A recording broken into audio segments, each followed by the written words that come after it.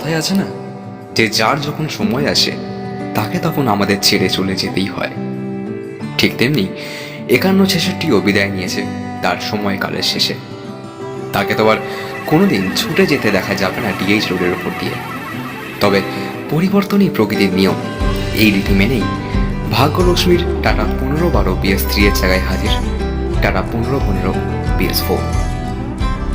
নমস্কার, it's highway time পরিবার। এখন আমি আছি স্প্ল্যানেড বাস টার্মিনাসে এবং আজ as per the thumbnail and title আমরা সফর করতে চলেছি ভাগ্যলক্ষ্মীর নতুন টাটা 1515 BS4 গাড়ির সঙ্গে, যেটা আর কি ভাগ্যলক্ষ্মীর আগের যে টাটা 1512 BS3 গাড়িটা ছিল 51-66, তার রিপ্লেস এখানে আনা হয়েছে। আজকের ভিডিওতে তেমন বেশি কোনো বক আমি করবো না, বিকজ আজকে কিন্তু আবারও এই রুটে ট্রাভেল করা মানেই কিন্তু এখানে আর কি মেন ফ্যাক্টরটা হচ্ছে ড্রাইভিং অ্যান্ড ফিলিং ফিলটা, বাস আর কি বাস ড্রাইভিংয়ের যে ফিলিং ফিলটা সেটা। তো চলো গাড়ির ওভারঅল লুকটা আগে আমরা কুইকলি একবার দেখে নিই, অ্যান্ড তারপরেই আমরা আমাদের সফর শুরু করে দেবো কলকাতা থেকে কাকদ্বীপের উদ্দেশ্যে। ওকে, তো এই হচ্ছে গাড়ির এক্সটেরিয়ার। তো তোমরা এখানে গাড়ির ফ্রন্ট লুক দেখতে পাচ্ছ। ভাগ্যলক্ষ্মী যে পুরোনো মডেলটা ছিল টাটা 1512 BS3, তারই কিন্তু এখানে ডিজাইনটাকে অনেকটা ক্যারি ফরওয়ার্ড করার চেষ্টা করা হয়েছে। অ্যান্ড এই হচ্ছে গাড়ির ওভারঅল ফ্রন্ট লুক।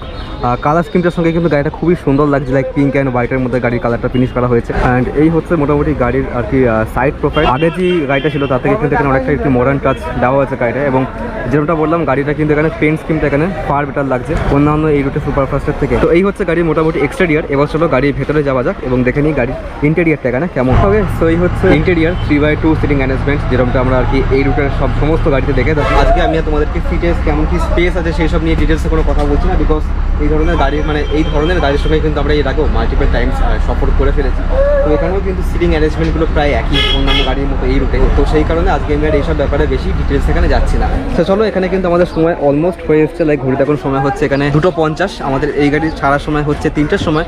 পাবলিক ফুল হয়ে গেলে কিন্তু গাড়ি আরও 5 থেকে 10 মিনিট আগেও এখানে ছেড়ে দিতে পারে। চলো তাহলে শুরু করি আজকের সফরটা আরও একবার ডায়মন্ড হারবার রোডের উপর দিয়ে কলকাতা থেকে কাকদ্বীপের উদ্দেশ্যে।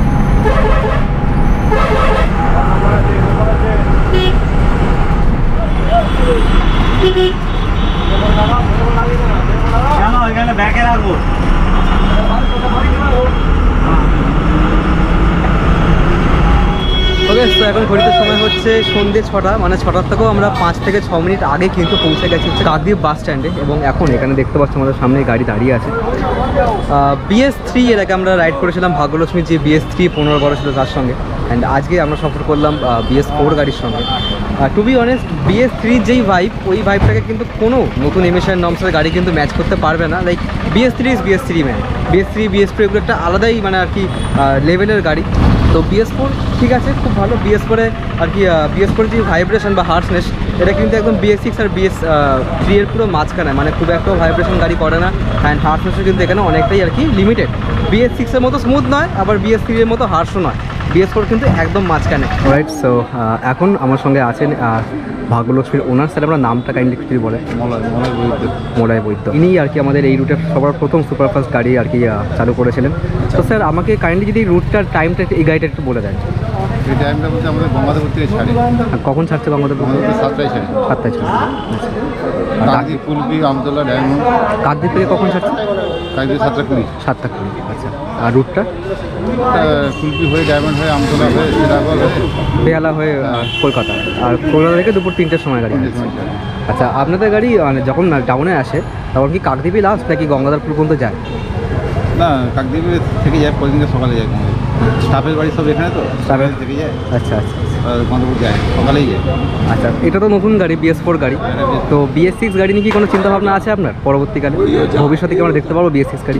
হ্যাঁ, BS6 অবশ্যই দেখতে হবে, কারণ যখন BS6 সেটা তো কোনো গাড়ি হবে না। হ্যাঁ, সেটা ঠিক। এই জন্য BS6 দেখতে পাবে, টাইম লাগবে। আচ্ছা আচ্ছা, অনেক ধন্যবাদ স্যার, কথা বলে খুব ভালো লাগলো। ঠিক আছে, এরপরে এলে আবার দেখা হবে।